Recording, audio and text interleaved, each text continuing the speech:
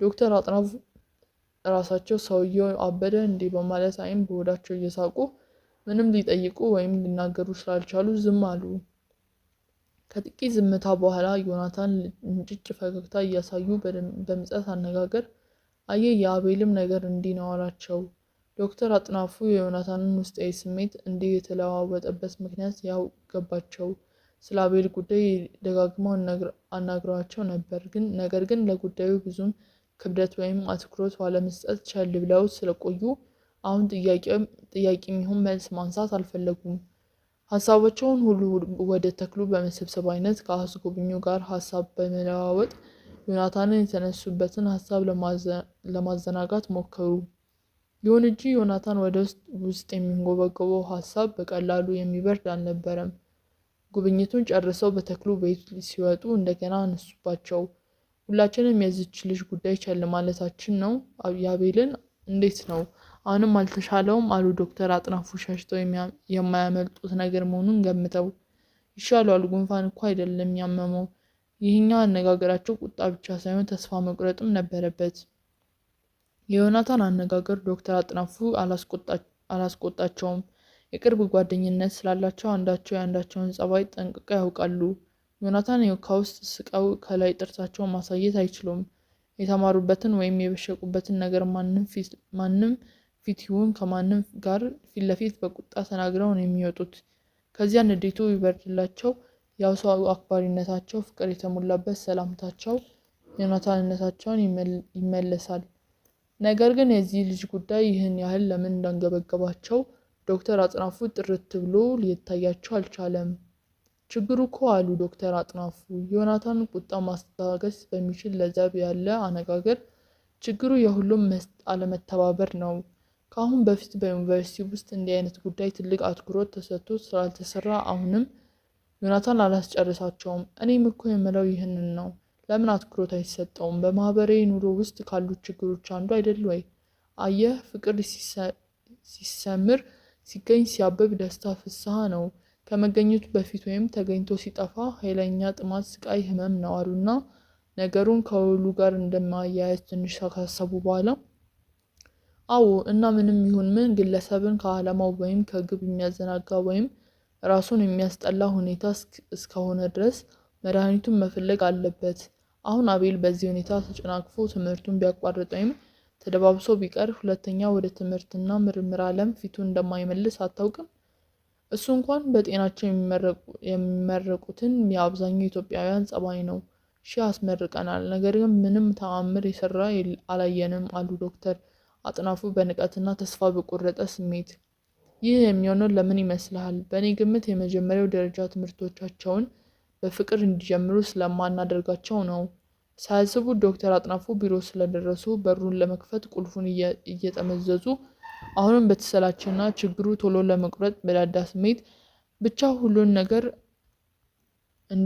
እንዳንተ ቢያስብበት ምናልባት ውጤት ያስገኝ ይሆናል። ግን እንዳየሁት ሲሆን ይህን ጉዳይ ብሎ ኮሚቴ ላይ አቅርቦ መፍትሄ ለመፈለግ የሚሻ ሰው እንጃ። ይህ ከምን የመጣ ይመስላል አሉ ዮናታን ተከትሏቸው ወደ ቢሮ ውስጥ እየገቡ። ይህ ራሱ ምሁርነታችን የሚያስከትልብን በሽታ ነው። ራሳችን በጣም ከፍ አድርገን ስለምንገምት ከኛ በኋላ ሰው የሚፈጠር አይመስለንም። አይናችንን ገልጠን ከተማሪዎቻችን መሀል ታላላቅ ሰዎች ሊበቅሉ እንደሚችሉ ማየትና መገመት አለብን።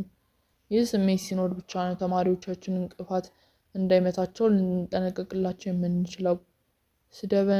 ስደበና አሉ ዶክተር አጥናፉ በቀልድ። ለማንኛውም እስኪ ቁጭ በል ሲሉ ዮናታን ጋበዟቸው።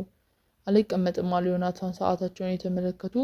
እንዲያውም ሰዓት አሳለፍን። በ10 ሰዓት አንድ ተማሪ ቀጥሬ ነበር። እሺ እስቲ እንዲህ በሚቻለን መንገድ እንታገላለን አሉ ዶክተር አጥናፉ ጉዳዩ ከውስጥ ባይፈነቀላቸውም ዮናታንን ለማስደሰት ያህል። በእውነት እንዲያው በሚቻለን መንገድ ይህንን ልጅ መርዳት አለብን። እባክህ ቸል አትበል አሉ ዮናታንም ረጋ ባለ አንደበትና ረዳ በሚል ስሜት። ከዚያ ወዲያው ወጥተው ከመኪናቸው ወደ 6 ኪሎ በረሩ። ከቢሯቸው ሲደርሱ እስክንድር መዝጊያውን ተደግፎ ቆሞ አገኙት። ሶሊ ዘገየውብህ አይደል አሉት በሩን ለመክፈት የተቻኮሉ። 10 ደቂቃ አሳልፈውበት ነበር። ጠዋት ገለጻ ክፍላቸው ውስጥ ክፍለ ጊዜያቸውን ጨርሰው ሲወጡ ነበር በዚህ ሰዓት እንዲያገኛቸው የቀጠሩት። የፈለጉት ለአቤል ጉዳይ መሆኑን ፈጽሞ አልተጠራጠረም። ምክንያቱም አቤል ከእሳቸው ገለጻ ክፍል ጊዜ 3ቱን ቀን በተከታታይ አልገባም። ክፍል ውስጥ ቢጠይቁት እስክንድር የሰጣቸው መልስ ራሱን ትንሽ ስላመመው ነው ብሎ ነበር። ነገር ግን ደጋግሞ መቅረቱ ከዚህ የከፋ ሁኔታ ቢያጋጥመው ነው ብለው ስላሰቡ ስለሱ እንዲጠይቁት ነው የቀጠሩት። ስለ አቤል ጠይቅ ነበር እኮ አሉት ዮናታን ገና ቁጭ ከማለታቸው። በእርግጥ በጤናው ነው እስክንድር የጠየቀው። ያው የጠበቀውን ነገር ቢሆንም ስለ አቤል መስማትም ሆነ መናገር የማይፈልግበት ወቅት ነበር። ሁኔታው ያበሽቀዋል። ምንም ግልጽ የሆነለት ነገር የለም። እንደ ጓደኝነቱ ቀርቦ ቢያየውም አባትነት በተሞላበት ሁኔታ ቢያስታምመውም ቢያሻሻውም ቢኮረኩረውም ከአቤል ጠብ ያለ ነገር የለም። አቤል አይናገርም። አቤል ታፍኖ መሞት የሚፈልግ ሰው ነው። ስለሱ ሊጠይቁኝ መሆኑ ገብቶኛል አለ እስክንድር። በቀደም ዕለት ምግብ አዳራሽ ሲገባ የሆነ ነገር አድናቅፎት ወድቆ ነበር። ያን ያህል ጉዳት እንኳን አላገኘውም፣ ግን እንጃ ክፍልም አልገባ አለ። ተኝቶ ነው የሚውለው። የመንፈስ መረበሽ መሰለኝ። እንዲያ ነው አሉ ዮናታን። ነገሩ ልባቸውን ቢከብደውም ሀዘናቸውን ለመደበቅ ሞክረው ምን መንፈሱ የተጎዳ ሰው እኮ እንቅፋትም ይበቃዋል። እንደዚያ ሆኖ ነው መሰለኝ። ዮናታን ለደቂቃ ያህል ዝም አሉ። ብዙ ነገር ሀሳባቸው ውስጥ የተራመሰባቸው ነበር። እስክንድር የዮናታንን ስሜት ምን ያህል በጭንቀት እንደተወጣጠረ ከገጽታቸው ላይ ማንበብ ችሏል። ይህን ያህል ለአንድ ተማሪ የሚያጨነቃቸው ለምንድን ነው ሲል አሰበ። ነገር ግን የአቤል ሁኔታ እሱን ራሱ እንዳስጨነቀው ባሰበ ጊዜ ዮናታንም ተመሳሳይ ስሜት ሊያደርባቸው እንደሚችል ገመተ። ሀቀኛ ምሁር ነገ የሚተካው ጠንካራ ተማሪ በጥንቃቄ ማህበራዊ ችግር ተደናቅፎ ሲቀር ማየት አይፈልግም። የዮናታን ሁኔታ በእስክንድር ስሜት ውስጥ አንዳች ግፊት ፈጠረበት። ማንኛውንም መስዋዕትነት ከፍሎ ልቡን ማዳን። ግን እንዴት? መፍትሄ ከመፈለግማ እስካሁን አልቦዘነም ነበር።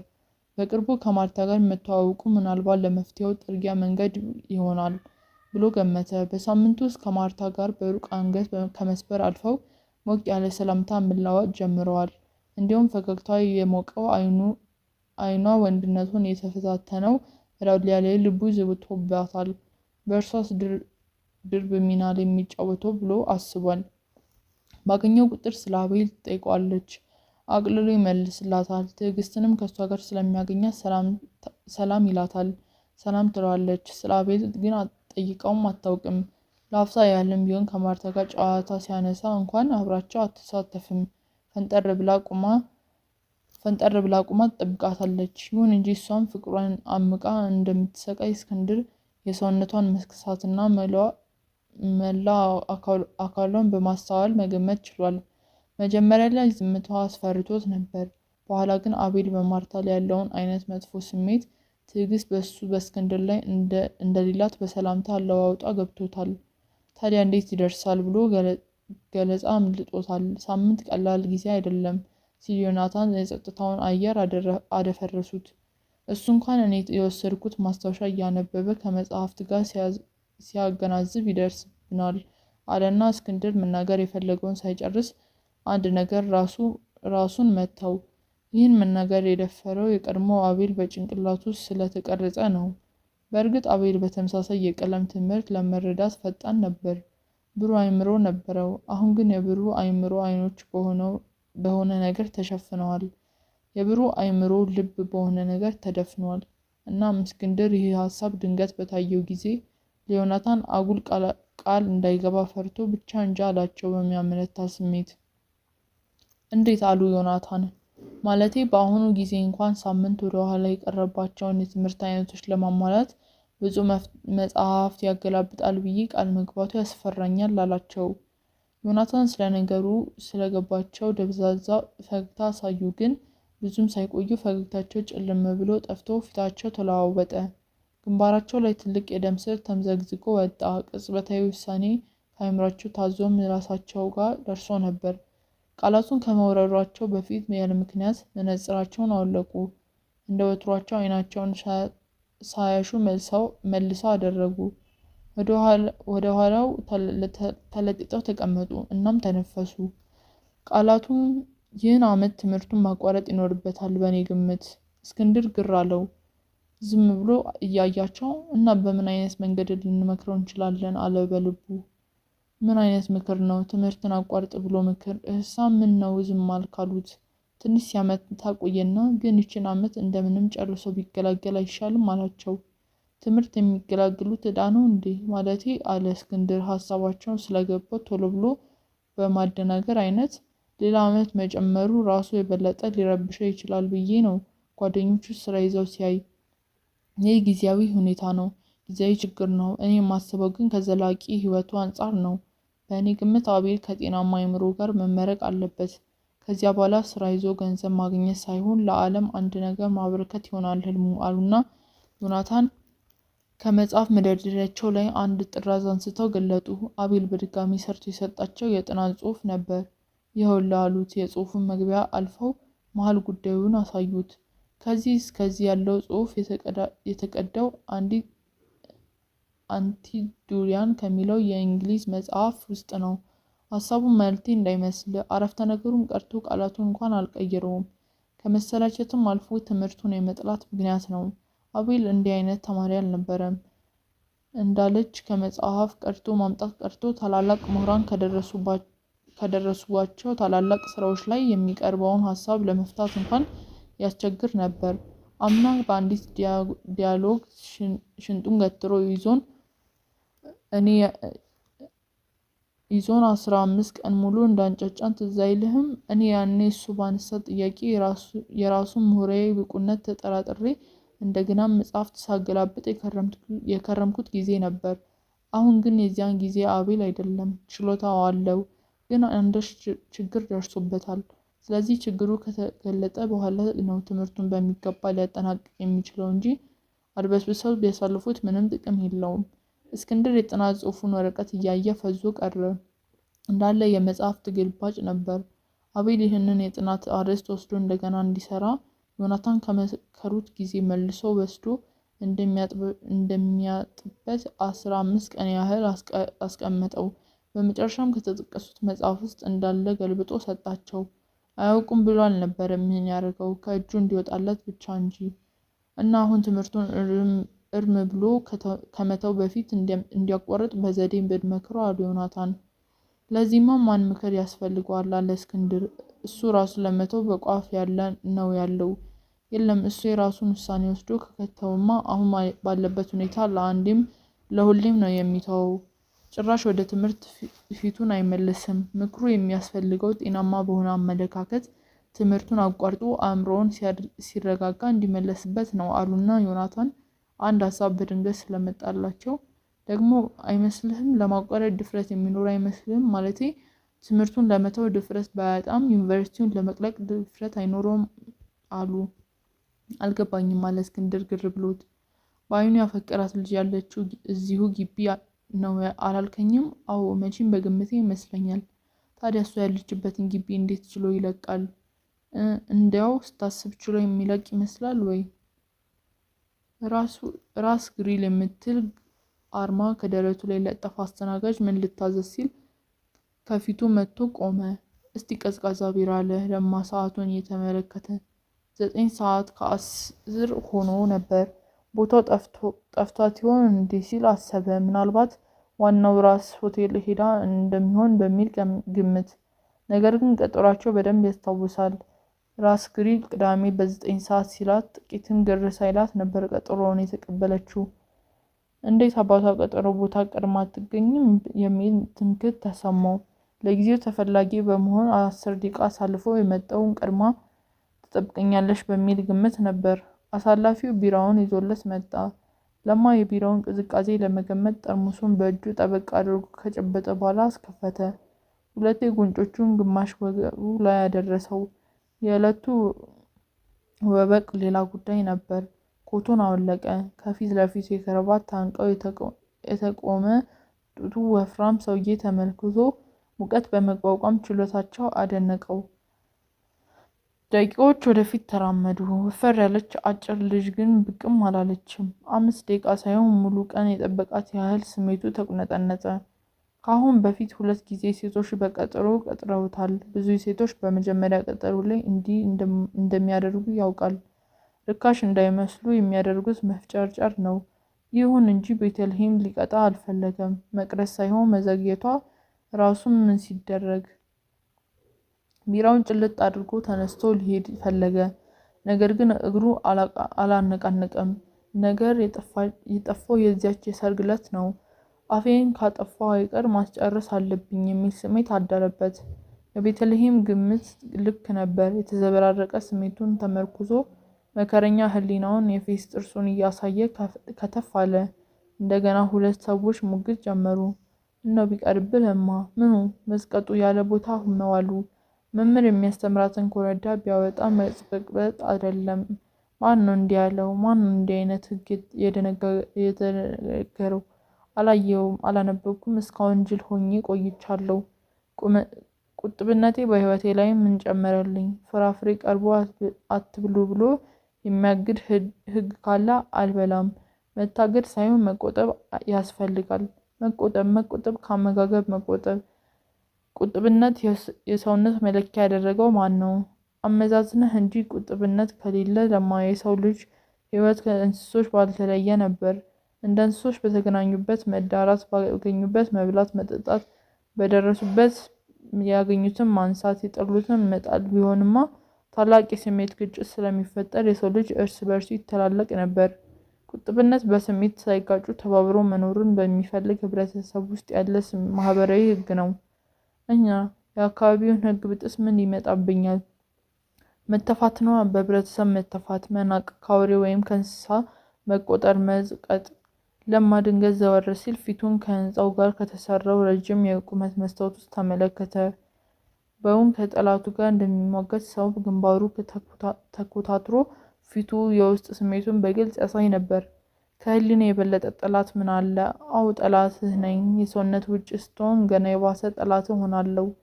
ህይወትህ የአንዱ መሆን አለበት። የውጫዊ አንተነትህ ወይም የውስጣዊ አንተነትህ። ኡፍ በቃኝ፣ ሞገት አልፈልግም። እንዴት እንዲህ ነዋ። ትዳር መመስረት አልቻልኩም። ምን ተይዞ ጉዞ እና የአሁኑ ተግባር ለዚህ ሁሉ መካካሻ ነው። ከረሜላ ካልተገዛልኝ ብርጭቆ ሰብራለሁ እንደሚል ህፃን ወይም ደግሞ የሲኒማ ፍራንክ ካልሰጠሽኝ እናቴ አይደለሽም ብሎ ድሃ እናቱን የሚያስፈራራ ጎረምሳ ሆንኩ ነው አይደል? አልቤርጎ እየኖርኩ ክብር የለኝ። ምን ሆነ ምን? በቁጥብነት ራሴን አላስርም። ካለመቆጠቤ የሚቀርብኝ ክብሬ። ለማህበራዊ ችግር መፍትሄው ማህበራዊ ትግል እንጂ ካሉበት በታች ሆኖ መገኘት አይደለም። ኦፍ በእጅጌ ጉርድ ቀሚስ ደምቃ አበባ የመሰለች ኮረዳ ወደ ምግብ ቤቱ ስትገባ በተመለከተ ጊዜ ሲዘተውተኝ የቆየው ህሊና የኋሊት ፈረጠጠ።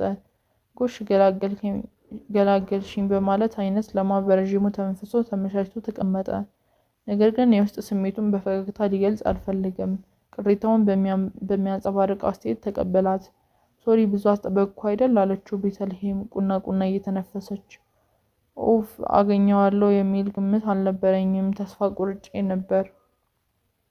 እንዳለችውም ገና በበሩ ስትገባ አይኖቿ ከወንዶቹ መሀል አነጣጥሮ ለማን ባገኙት ጊዜ ልቧ በደስታ ከውስጧ ዘሎ ሊወጣ ምንም አልቀረውም። በመዘገየቷ ጥፋተኝነት እየተሰማት ነበር የቀረበችው። ለማ መቆጣት አልቻለም። መላ ሰውነቱ የተከፈከፈችው ሽቶ መዓዛ ስሜቱን አደንዝዞት ቅሬታውን እንዲለውጥ አደረገው፣ አስገደደው። ምንም አይደለም በይ ቁጭ በይም። ግን ምን ነው አላት ግንባሩን አላልቶ ሰዓቱን እያየ 9:15 ሆኖ ነበር። አንድ ደረቅ ባለ ታክሲ አጋጥሞኝ እኮ ነው አለች ቤተልሔም ከአቀማመጧ የተመቻቸች። እኛን ውስጥ አጉሮ ነዳጅ ለመቅዳት አይገተርም መሰለ። ጥላችሁት በሌላ ታክሲ አትሄዱም ነበር አላት በመቆርቆር ስሜት። መጥፎ አካባቢ ነበራ፣ ታክሲ እንደ ልብ የማይገኝበት። አንድ አሳላፊ መጥቶ ከፊታችን ቆመ። የብርቱካን ጭማቂ አለ ስትል ጠየቀችው። ምን ነው ቢራ ጠጪ እንጂ አላት ለማ። አይ አልጠጣም፣ በዚህ በፀሐይ ቢራ ራሴን ይፈልጠዋል አለችውና ፊቷን ወደ አሳላፊው መልሳ ጭማቂውን አምጣልኝ ስትል አዘዘችው። በል ለኔም ቢራ ድገምልኝ አለ ለማ።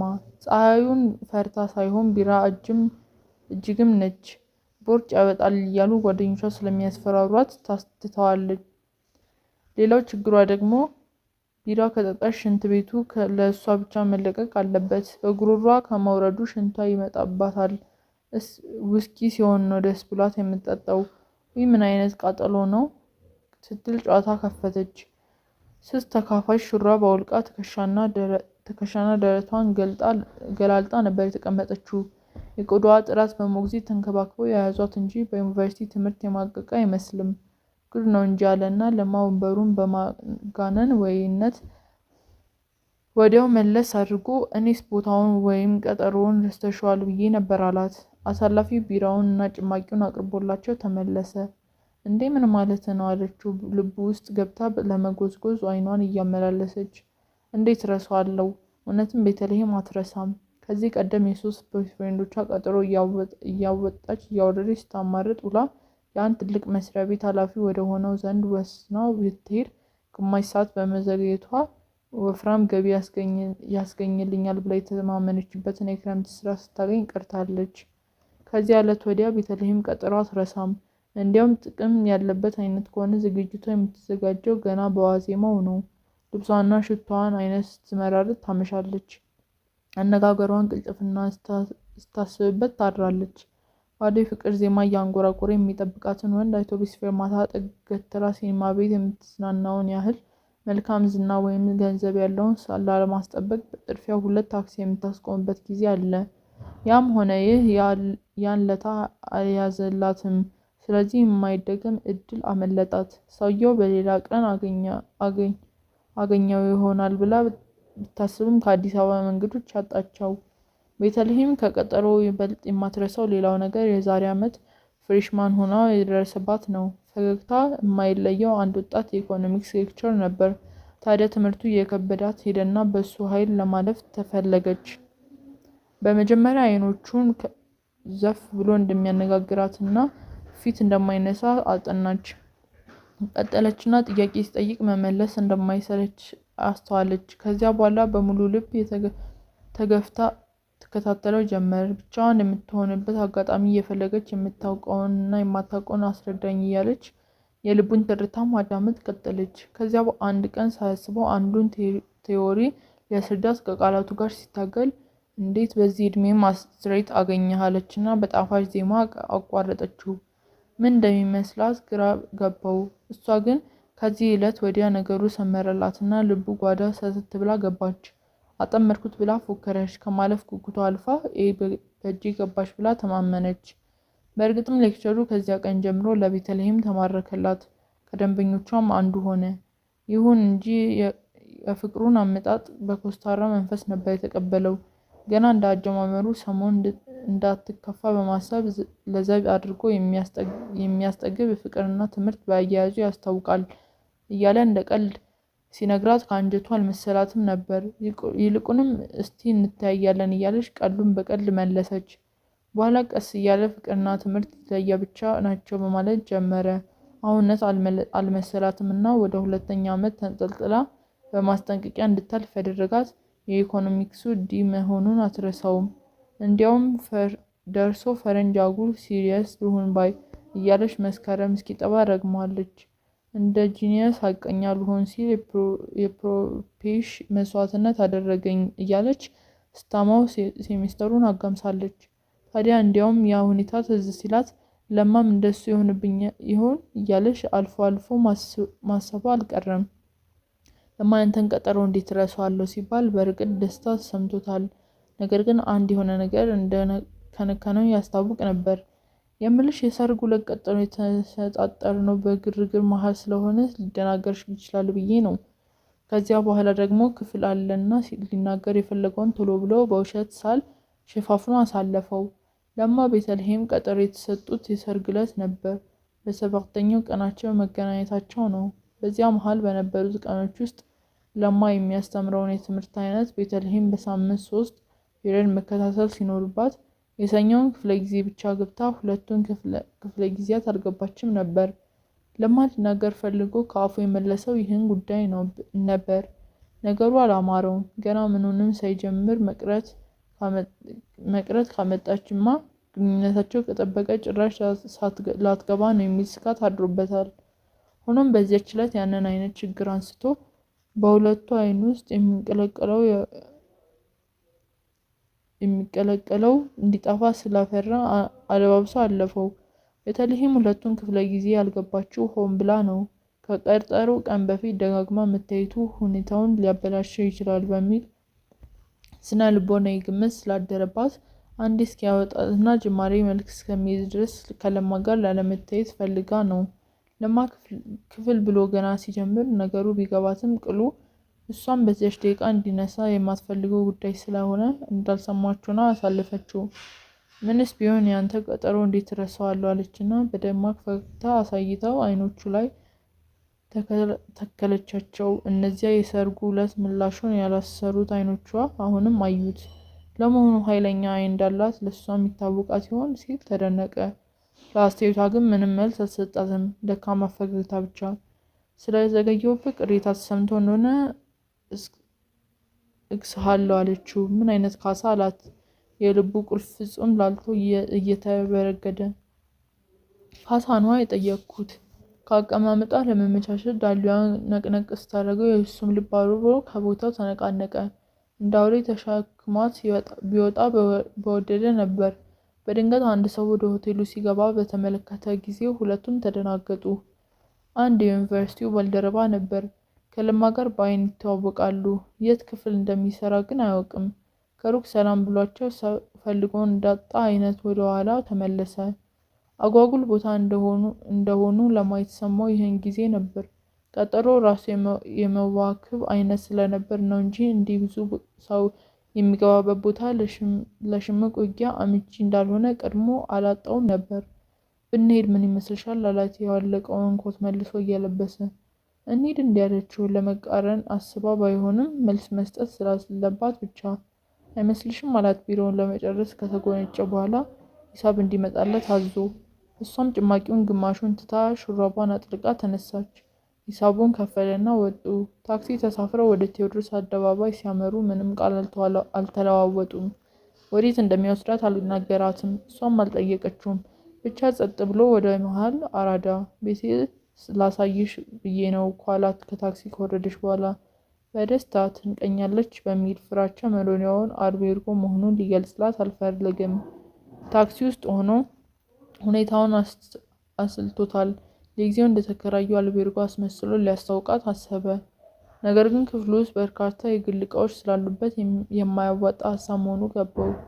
በሲኒማ የኢትዮጵያ ጀርባ ታጠፉ። ግን እዚህ አካባቢ ነው እንዴ ሰፈር? አሁን ታድላ መሃል አራዳ። መታደር አልሽው አለና በልቡ ውስጥ ሲገምች የትኛው ይመስልሻል የኔ ቤት አላት።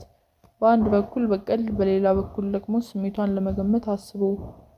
ግራ ቀኝ የምታየው ቡና ቤት ብቻ ነበር። እኔን እንዴት አውቃለሁ አለች። ይሄ ነው ለማለት ፈርታ። እንደ በግምትሽ ሲል አፋጠጣት። በስተግራዋ በኩል አንድ አፓርትመንት አየችና ምናልባት እዚህ ውስጥ አለችው። ሳቅና አፓርትመንቱን አልፎ ወደ ሌላ ግቢ ይዟት ገባ። በጓሮ በኩል ስለገቡ ምን ሆቴል እንደሆነ ልታውቅ አልቻለችም። የውልሽ ቤት ለመከራየት ከተመዘገብኩ 3 ዓመት ሆነኝ አላት። በሩን ከፍተው ወደ ውስጥ ሲገቡ እንደገባች አጠገቡ ያገኘችው ደረቅ ወንበር ላይ ትቀመጥ ስትል ለማ ክንዱን ይዞ ኧረ አልጋው ላይ ተቀመጭ አላት። አይ ነውር ነው አለች ለመግደርደር ያህል። እባክሽ ተይ ነውር ድሮ ቀረ አላት በልቡ። ነውር ብትፈሪ መጀመሪያውኑ መቼ መኝታ ክፍሌ ድረስ ትገቢ ነበር እያለ። መኝታው ላይ ተመቻችታ ከተቀመጠች በኋላ የክፍሉን ዙሪያ ገብ መማተር ጀመረች። ግድግዳው ላይ 3 ስዕሎች ተለጥፈዋል። ንብረቶቹ ለቁጥር አያስቸግሩም። 2 ደረቅ ወንበሮች ከአንዲት አነስተኛ ጠረጴዛ ጋር፣ አናቱ ላይ የጉዞ ሻንጣ የተሰቀለበት አንድ ቁም ሳጥን፣ መኝታውና አጠገቡ ያለችውን ኮመዲና እንዲሁም ሙሉውን በመጽሐፍ የተገለጠጠ አንድ መደርደሪያ ናቸው። ምግብ የት ትበላለህ አለችው ከልቧ አዝና። ሆቴል ነዋ አላት ከአፉ አምልጦት። ከአፉ ባያመልጠው ሌላ መልስ አልነበረውም። ምንም ላያስቀምጥ ወይም ላያነሳ እንዲያው ክፍሉ ውስጥ በሸሚዝ በመጎራደር ላይ ነበር። ቤተልሔም የቤቱን አኳኋን እየተመለከተችና የለማን አኗኗር በልቧ እየገመተች ሀዘን ስለተሰማት የእህትነት አይነት አስተያየቷ እየጎላ ሄደ። ብርሃን ሲረጭ የቆየው ፊቷን መዳመር ጀመረ። ቤተልሔም ምቾት ትፈልጋለች። የስሜት ህዋሷ ከላይ እስከታች የሚግሉት ምቾት ስታገኝ ብቻ ነው። ወንድ ልጅ የሚያሸንፋት ልቧን ጥሶ በሚገባው ምቾቷ የጠበቀላት እንደሆነ ነው። አሁን የተሰማት ባለአንገቱ ማስገቢያ እንኳን መስራት አለመቻሉን ነው። ግን እሷ ከለማ ቤቱን፣ የውበቱን ወይም ገንዘቡን አይደለም የምትፈልገው። ከእሱ የምትፈልገው ማርክ ብቻ ነው። ድህነቱ ማርክ ከመስጠት አያግደውም ነበር። ነገር ግን እሷ ከወላጆቿ ጋር የምትኖርበት ጊዜ አሁን ለማ ካለበት በእጥፍ ምቾት ትኖር እንደነበር ስታስታውስ ከልቧ አዘነችለት። ታዲያ ምን ይምጣልን አላት ለማ የሚያቀርብላት ነገር ግራ ገብቶት። ለግድያው ምንም ዝግጅት አላደረገም ነበር። ከቡና ቤቱ አልኮል ማስመጣት የታየው ገና አሁን ነው። ምን ከየት አለችው ግር ብሏት። የሆቴሉ ቡና እኮ አለ። የምንጠጣው ነገር ላስመጣ፣ ምግብ ከፈለግሽ ሊመጣ ይችላል። አሁን ምንም አልፈልግም፣ በኋላ ስንወጣ ይሻላል። እውነት? የመስኮቱን መስታወት ከፍቶ እንጨቱን ዘጋው። መብራቱን አበራ። በሩን በቅጡ መቆለፉን አረጋገጠ። ሽንት ቤታችሁ የት ነው አለችው ቤተልሔም አዝማሚያው ስለገባት